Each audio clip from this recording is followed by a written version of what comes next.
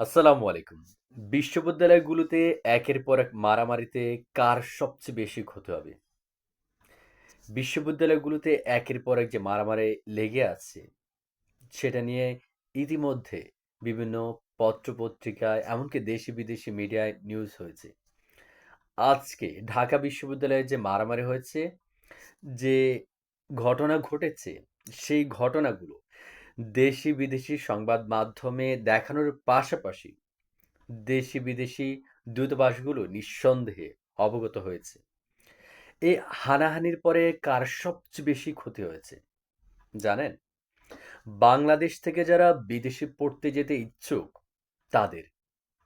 ক্ষতি হয়তো কোনো দেশের ভিসা পেতে গেলেই টের পাবেন। এর আগে তো আসলে বোঝা যাবে না সরাসরি।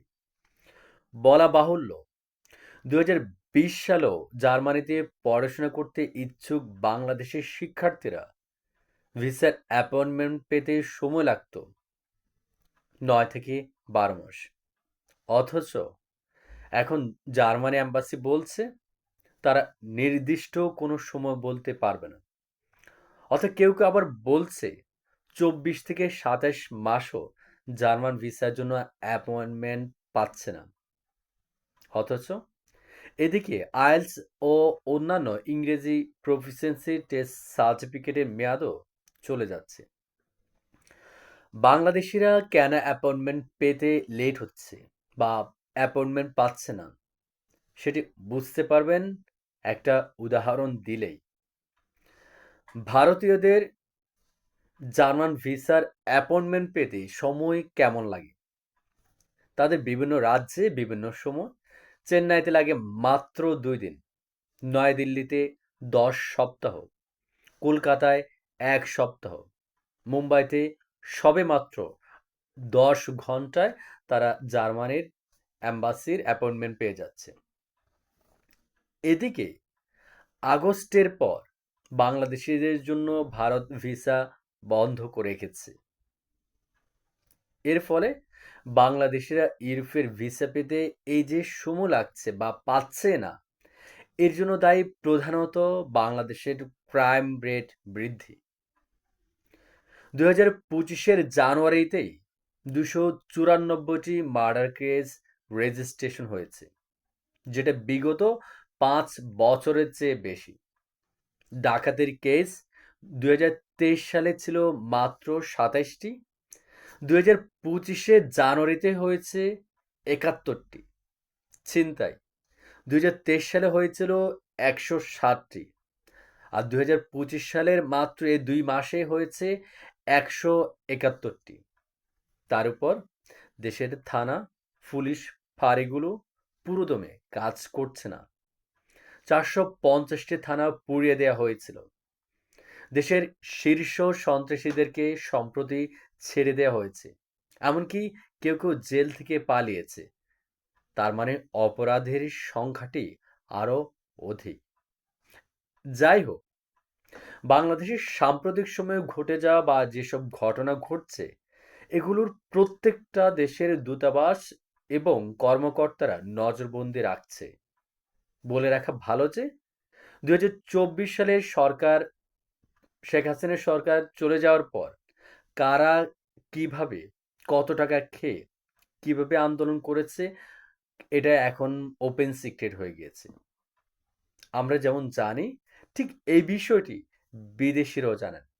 সুতরাং ভিসার অ্যাপয়েন্টমেন্ট দিতে লেট হওয়া বা কখন দিবে তা জানার মানে হলো দূতাবাসগুলো সরাসরি বলতে বাকি আছে যে আমরা তোমাদের ভিসা দিয়ে আমাদের দেশে থ্রেট তৈরি করতে পারবো না, অর্থাৎ আমরা সন্ত্রাসী আমদানি করতে পারবো না। এ কথাটা বলার এখনো বাকি আছে। স্বভাবতই পাশের এলাকার কোনো সন্ত্রাসীকে আপনি কখনো আপনার বাড়িতে আশ্রয় দিবেন না। কারণ এখন ভিসা কেন দিবে না? কারণ তারা দেখতে পাচ্ছে দল বেঁধে রোজই বাংলাদেশের অতি মেধাবী শিক্ষার্থীরা মারামারি খুনাখুনিতে লিপ্ত আছে। ইউরোপে শান্তিপ্রিয় দেশের শিক্ষার্থীদের এখানে আপনি যদি উগ্র শিক্ষার্থীরা যায় তাহলে কি অবস্থা হবে তারা ভালো করেই জানে। এদিকে ইউরোপ যেতে সমস্যায় পড়া বা ভিসা পেতে সমস্যা পোহানো শিক্ষার্থীরা সম্প্রতি অনুরোধ করেছে বর্তমান ইন্টারিম গভর্নমেন্টকে যাতে এর একটা ব্যবস্থা করা হয়। অন্যদিকে পররাষ্ট্র উপদেষ্টা তার এক সাক্ষাৎকারে জানালো, বাংলাদেশিদের মধ্যে অপরাধ প্রবণতা থাকায় ভিসা পেতে সমস্যা হচ্ছে। এই কথাটা কে বলেছে? এম্বাসি থেকে তাকে বলা হয়েছে এবং সে সেটা তার মুখ দিয়ে বলেছে। একই দিকে দেশে চাকরিতে নতুন সার্কুলার নেই, তার উপর বিদেশে যেতেও যদি ভিসা পেতে সমস্যা হয়, যে মেধাবী শিক্ষার্থীগুলো আছে তারা যাবে কোথায়? সামনের দিনগুলো কি বাংলাদেশের শিক্ষার্থীদের জন্য অনেক কঠিন হয়ে যাচ্ছে? দেশে চাকরি নাই, চাকরির কোনো নতুন সার্কুলার নাই। এমনকি বিদেশে যে শিক্ষার্থীরা যে উচ্চশিক্ষার জন্য যাবে, সেখানেও ভিসা পেতে দেরি হচ্ছে কিছু সন্ত্রাসী শিক্ষার্থীদের কারণে। পুরো আমাদের দেশের ভাবমূর্তি তলানিতে চলে যাচ্ছে এখন।